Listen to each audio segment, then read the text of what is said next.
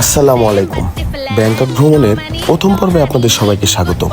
চলুন বাংলাদেশ থেকে ব্যাংকক হয়ে ফুকেটে যাই। প্রথম ব্লগ, তাই ভুল ত্রুটি ক্ষমা সুন্দর দৃষ্টিতে দেখবেন। প্রথমেই ঢাকা থেকে আমরা আমার দুলাভাই অরণ্যর স্পন্সারে আমার বন্ধু আরিয়ানের হোটেলে লেকশোর গুলশানে ফরিদপুর থেকে গিয়ে থাকি, যেহেতু আমাদের ফ্লাইটটা সকালে ছিল। ওখান থেকে সকালের ব্রেকফাস্ট শেষ করে আমরা এয়ারপোর্টের দিকে রওনা হই। এয়ারপোর্টের প্রসেসিং শেষ করে আমরা প্লেনে উঠে যাই। তারপর আমরা উড়াল দেই আমাদের স্বপ্নের দেশ ব্যাংককের উদ্দেশ্যে।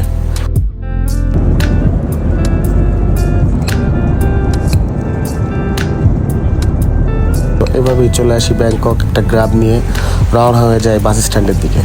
কিন্তু আমাদের এয়ারপোর্টে একটু লেট হয়ে যাওয়ার কারণে, ইমিগ্রেশনে প্রবলেম হওয়ার কারণে আমরা ফুকেটের কোনো বাসই ধরতে পারিনি। আমাদের অনলাইন টিকিট করা ছিল, সেটি মিস যায়। আমরা নতুন করে টিকিট কাটি সুরাত থানির বাসে, কারণ তখন ফুকেটের কোনো বাস ছিল না। এই হোটেলটায় আমরা ব্রেক পাই এবং বাসের টিকিটের সাথে ছিল রাতের খাবার ফ্রি।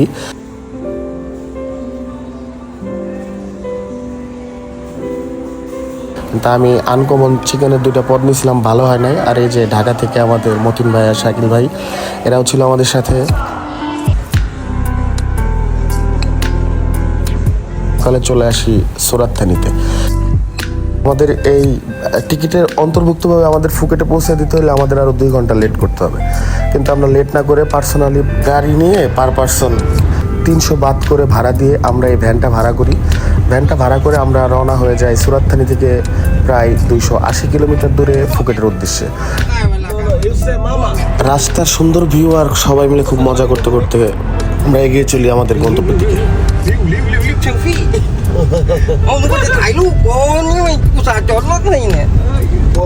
বিভিন্ন শহর, পাহাড়ি গ্রাম, সুন্দর সুন্দর জায়গা পার হয়ে চলে আসি আমরা ফুকেট শহরে গিয়ে আমাদের আগে থেকে বুক করা হোটেল 7Q, সেটাই আমরা চলে যাই। এই হোটেলটা মোটামুটি আমাদের 2 ভাইয়ের জন্য ভালোই ছিল। আমি আর শাকিল এটাই উঠি। আমাদের ঢাকার ভাই ব্রাদাররা অন্য হোটেলে উঠে আমাদের পাশেই।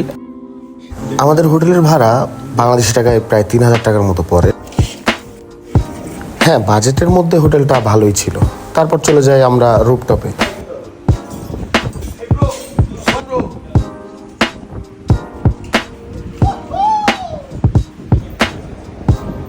যেহেতু রাত ভোরে জার্নি করে এসেছি, ক্লান্তি মোছার জন্য আমরা এই ভিউ উপভোগ করি।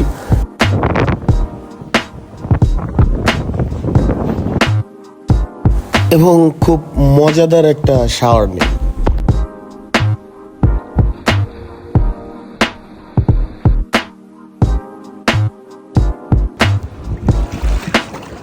ছোট ভাই শাকিল এখানে খুব মজা করে গোসল করে। আমরা চলে যাই খেতে। বাংলা রেস্টুরেন্টে খেয়েছি, এগুলো ভিডিও করা হয় না, এর জন্য অ্যাড করা হলো না। আমাদের গোসল শেষে আমরা এখান থেকে প্রায় 4 কিলো দূরে বাংলা রেস্টুরেন্টে খাওয়া দাওয়া করি। খাওয়া দাওয়া শেষে চলে আসি পাতং বিচে বেশ সুন্দর একটি বিকাল কাটাতে। তারপর বাংলাদেশি যেই ভাই, বড় ভাই এবং আমার বন্ধু, ও আমাকে কল দিল। পরে আমরা একসাথে সবাই মিলে একটা টুকটুক নিলাম এবং রাতের ফুকেট শহরটা খুব সুন্দরভাবে মজা করতে করতে ঘুরে দেখলাম।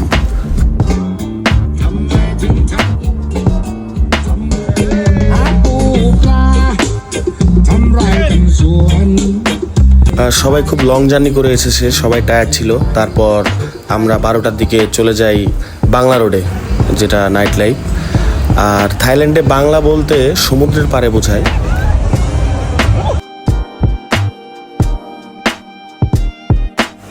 এবং তারপর আমরা ফুকেটের নাইট লাইফ খুব ভালোই এনজয় করি।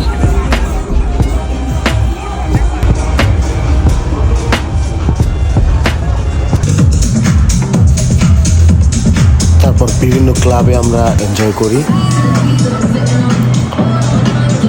খুব সুন্দর কিছু মুহূর্ত কাটানোর পর আমরা সবাই সকলের মতো রাতে হোটেলে ব্যাক করি। পরদিন খুব সকাল সকাল উঠে আমাদের আগে থেকে বুক করে রাখা যেই গ্রুপটা ছিল, সেই গ্রুপের গাড়ি পাঠিয়ে দেয় আমাদের হোটেলের সামনে। গাড়িতে আমরা এক হই। তারপর ফুকেট থেকে প্রায় 40 কিলো দূরে আমাদের পিক আপ পয়েন্টে আমরা যাই। আমাদের ট্যুরের যে পিক আপ পয়েন্ট, অফিসে যাই। সেখানে আমাদের সবার হাতে একটি আলাদা রঙের ব্যাচ পরিয়ে দেওয়া হয়। এখানে অনেকগুলি গ্রুপ আছে, আলাদা গ্রুপে আলাদা রঙের ব্যাচ দেওয়া থাকে। সেখানেই অন্তর্ভুক্ত আমাদের ব্রেকফাস্ট শেষ করি।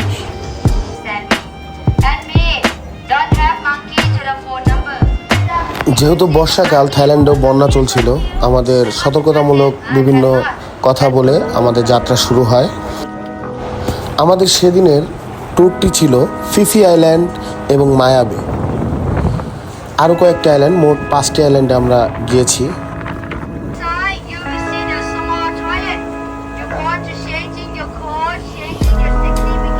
উত্তাল সমুদ্র দিয়ে তারপরে আমাদের যাত্রা শুরু হয়।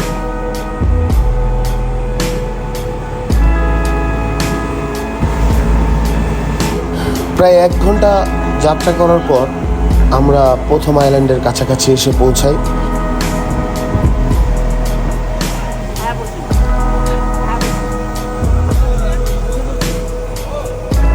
প্রথমে আমরা আসি একটি কেভে, একটি গুহা, কিন্তু পানির উচ্চতা অনেক বেশি থাকায় গুহাটি বন্ধ ছিল, আমরা সেখানে ঢুকতে পারিনি। শীতকালে এখানে যাওয়া যায়, প্রবেশ করা যায়। তারপর সেখান থেকে একটু দূরে আমাদের নিয়ে যাওয়া হয় খুব সুন্দর একটি জায়গায়।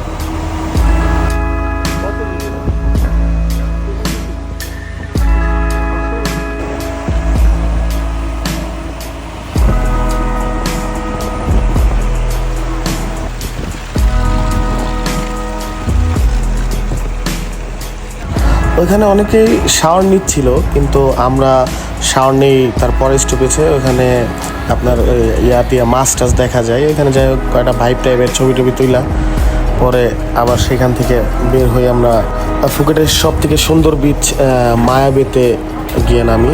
তারপর আমরা মায়াবেতে যাই। যাই হোক, আমি মাঝখানে একটু বলে রাখি, আমি ভাই কোনো সময় ব্লগ ট্লগ করি না।